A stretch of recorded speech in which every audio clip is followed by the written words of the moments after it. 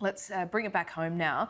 There's growing suspicion about what Queensland Police Minister Mark Ryan knew about the disastrous failures at the state's lab for DNA testing of vital crime scene evidence. He said he was left in the dark for 6 months despite senior police raising serious concerns. Joining me live now is the National Chief Correspondent for The Australian, Hedley Thomas, who has brought this story to our attention crucially. Hedley, great to talk to you as always. This is an interesting development and one that does need to be sorted out because it goes to the oversight, what a minister does and doesn't know and how quickly he can act. Hi, Laura. Thanks for having me. You're absolutely right. And in this case, what you have since late November last year is the raising of very serious concerns by one of Australia's leading forensic biologists about the state of the Queensland DNA testing laboratory. Dr. Kirsty Wright was saying very loudly, prominently, and repeatedly that this lab, based on her findings, was utterly failing victims of crime, was failing to detect semen from rape cases, blood from murders and serious assaults. At the same time, and we didn't know this at that stage, senior police were also very concerned and were elevating their concerns through the organisation because they had for some time harboured grave worries that the lab was failing to detect these things. And then, of course, that started to materialise in what Kirsty Wright was saying in interviews with us for Shandy's Story, the podcast, as well as The Australian.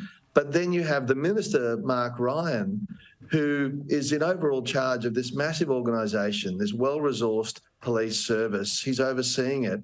And he is saying that he was not briefed, and now he's disappointed that he was not briefed.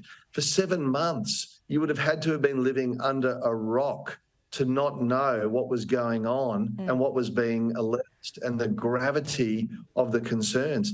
His cabinet colleagues knew because the Health Minister, Yvette D'Arth, wanted to organise a review, an external review of the lab. The Premier was aware because she was saying that she was asking, along with the Attorney General, the coroner, to reopen a murder investigation to look at the DNA samples in the murder of Shandy Blackburn. And yet the police minister, whose organisation is the beneficiary, they're the ones trying to solve the crimes, he's now saying, I didn't know anything, I wasn't told anything. Like, did it not occur to him to demand a briefing about this really serious issue going to the safety of the entire community? Well, one of two things have happened here, haven't they, Hedley? He was either living under that rock you speak of, or he is hiding behind the fact that he didn't get an official briefing on this. Yeah, and I think that it's untenable both ways. He's, he's either utterly negligent and a fool for not demanding to be briefed, or he was briefed and he was utterly negligent in not acting on what he was briefed upon, as well as for telling us repeatedly that he wasn't briefed. Take your pick. But his position should be under, I think, serious review by the Premier, and he needs to front up at the Commission of Inquiry and explain what exactly he was told, when he was told, and what he did about it. It's all very well to tell journalists in a doorstop press conference, I didn't know, I wasn't told, I'm disappointed. But it's very different when you're under oath and being compelled to tell the truth. And this is a $6 million inquiry. Accountability for what happened in this DNA disaster doesn't stop with the senior bureaucrats and the laboratory scientists. The accountability has to run all the way up the chain to the ministers who take credit for the successes of these places. Well, Hedley, it sounds like a deflection politics 101 when you rock up to a press conference. You and I have seen it many times before, but this is a very serious matter. So with the Commission of Inquiry, can this police minister be compelled to give evidence? Is he going to show up there? What's the status of that?